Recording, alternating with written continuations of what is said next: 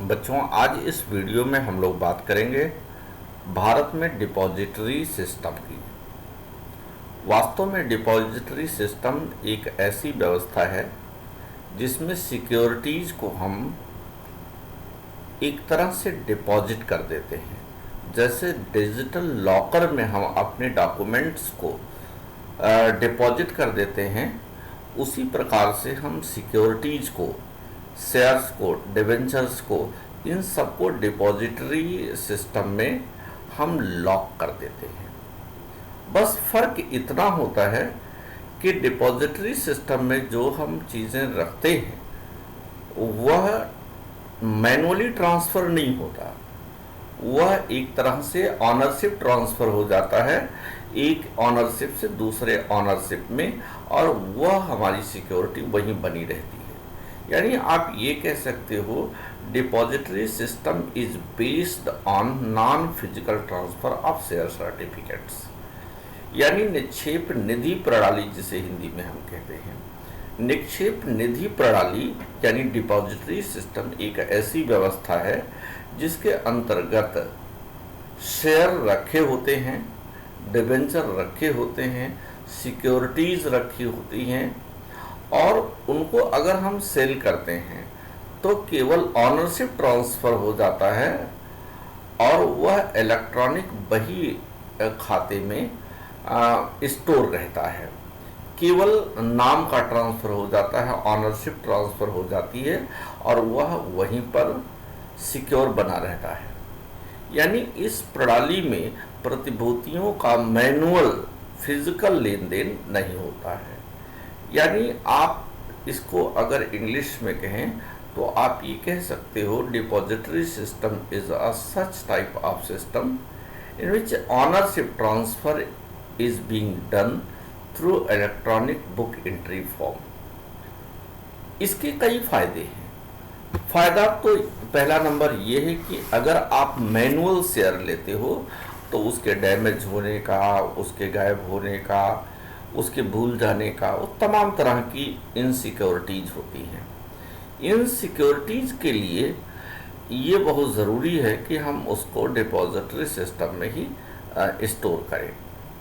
तो दो तीन इम्पॉर्टेंट फ़ायदे हैं, उसको हम आपसे शेयर करते हैं। पहला नंबर तो ये है कि प्रतिभूतियों को सुरक्षित रूप से रखने के लिए उनके निक्षेप को उनको हम डिपॉजिटरी सिस्टम में डिपॉजिट रखते हैं। दूसरा है स्वामित्व के हस्तांतरण के साक्ष्य के रूप में प्रतिभूतियों की कंप्यूटराइज्ड बही प्रविष्टि बनाई जाती है और वो बही बनी रहती है। अगर हम शेयर बेचते हैं तो शेयर वहीं रहता है, केवल ऑनरशिप उसी में ट्रांसफ़र हो जाता है। तीसरा, जो हम सिक्योरिटी अपनी बंधक रखते हैं या प्रतिभूति बंधक रखते हैं वो कंप्यूटराइज्ड फॉर्म में बनी रहती है।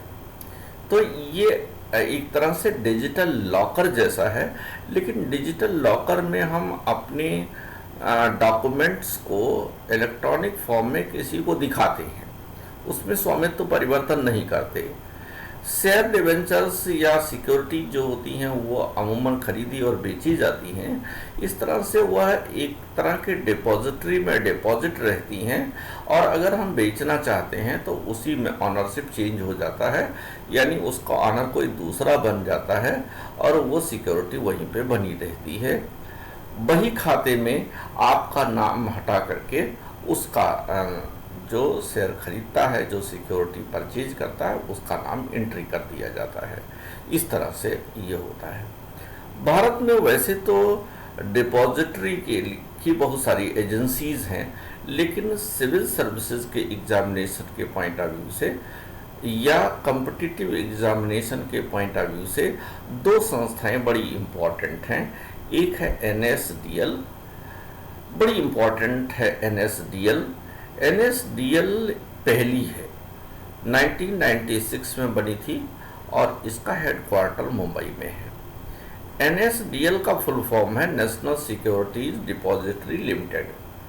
हिंदी में इसे कहते हैं राष्ट्रीय प्रतिभूति निक्षेपागार लिमिटेड।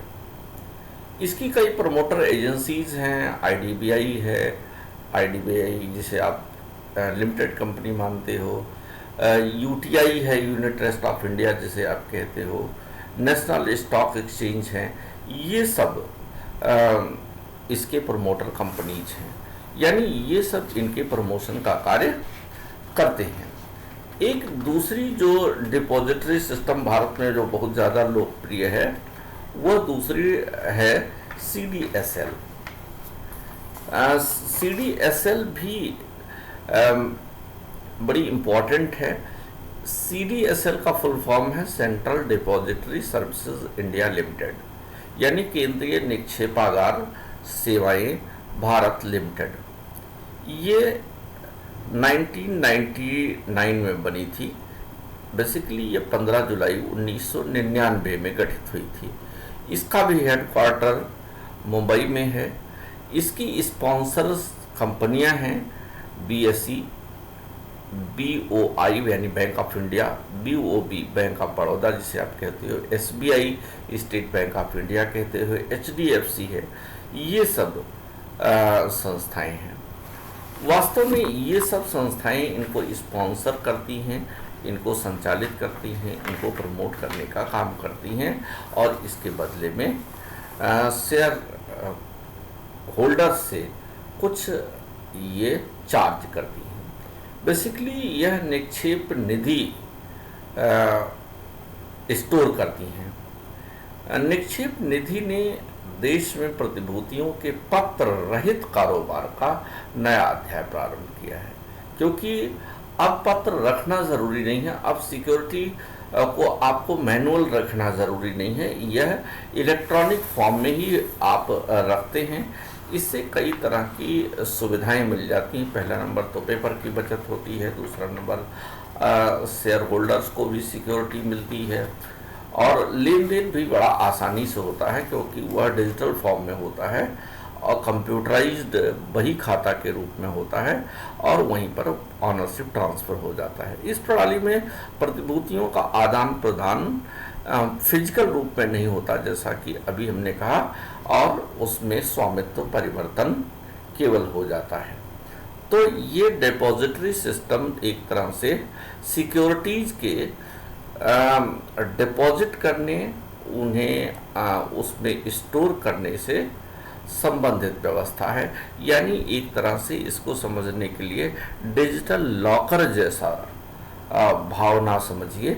लेकिन डिजिटल लॉकर में आपकी चीज़ें रखी होती हैं, आप अपनी चीज़ें रखते हो और ऑनरशिप ट्रांसफ़र वहाँ नहीं करते हो, वहाँ सिर्फ इस सिक्योरिटी के पॉइंट ऑफ व्यू से रखते हो।